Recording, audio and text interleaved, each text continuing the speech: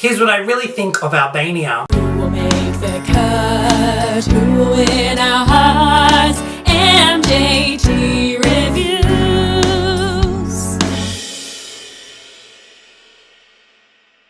Hi, welcome back to MJT Reviews. Mitchell James calling and talking about Albania. This song by Jonida, Maliqi.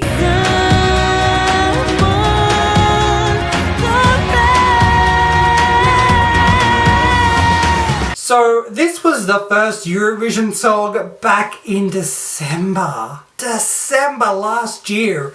Before Christmas, I remember the day that we had our family Christmas party was the same day that earlier that morning they announced who was representing Albania this year.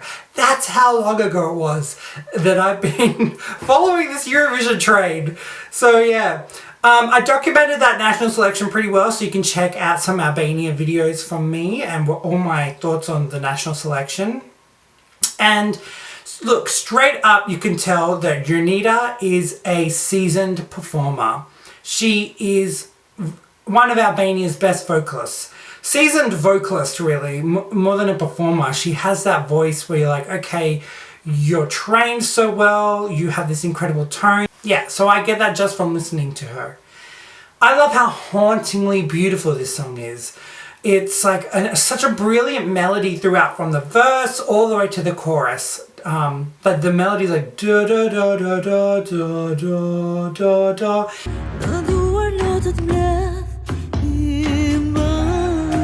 And then like the chorus like oh. Ktheju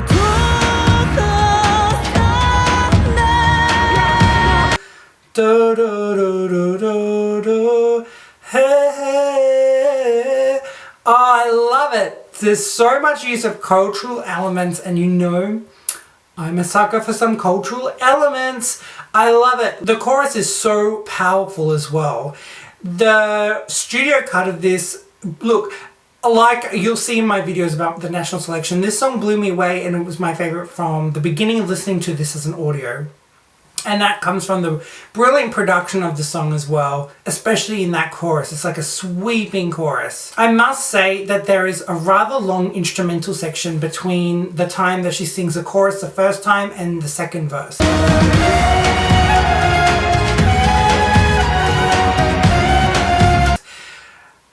Very similar to North Macedonia in terms of structure. It was going on a little bit too long. It seems like a very popular thing for Albania to do. They did that in 2015. And I think it's a very Eastern European thing from my observations throughout Eurovision. I think that that instrumental section is just too long of a time. By doing that, they cut out having like a middle section at the end. It actually sounded more like, after the chorus, I was like, it actually sounded like the end of the song that they put in like throughout after the first verse and chorus. Then they added this bit, and then they had another long instrumental section, and then had a shorter second verse, and then they had the chorus, and then it kind of ended. So I feel like they could have fit in so much more, but clearly in Albania anyway, and North Macedonia this time, the writers must value that part. It must be a big thing in Eastern European music to have that kind of thing in between the verses and choruses, and they just can't get rid of it. They can't sacrifice it. It's interesting. I would like a little bit more melody and stuff in that song, especially how brilliantly written the melody was. There's a particular part in the melody that I love where it's like it goes like into a head voice. It's like a really quick head voice where it kind of sounds like a, not a yodel, but kind of like a yodel. It's super quick and it goes back. So it's like da, da, da, da, da.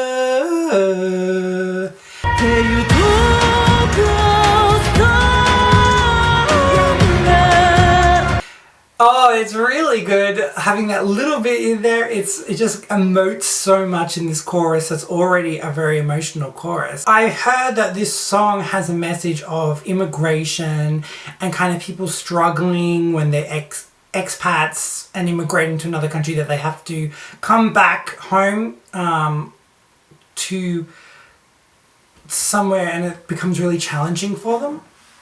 And so I find that message to be really so striking as well, and it matches the melody so well. It's just overall a very magical song. One thing from seeing the live version in the national selection, Jonida actually stood still during the live performance and just kind of sung like that. She had like a gown on, but she kind of just stood there.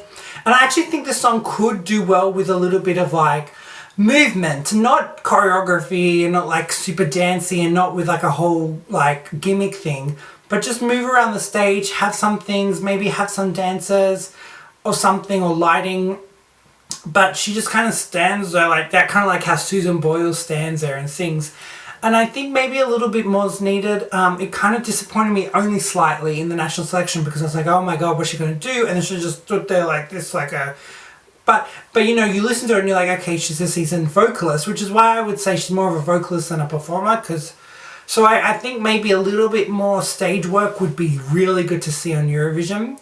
And I might fall more in love with it, because she kind of just also lost a bit of light and shade when she sang. So it was very like one dynamic vocally live, which is such a shame, because she gave a lot of dynamics in the audio of the studio version.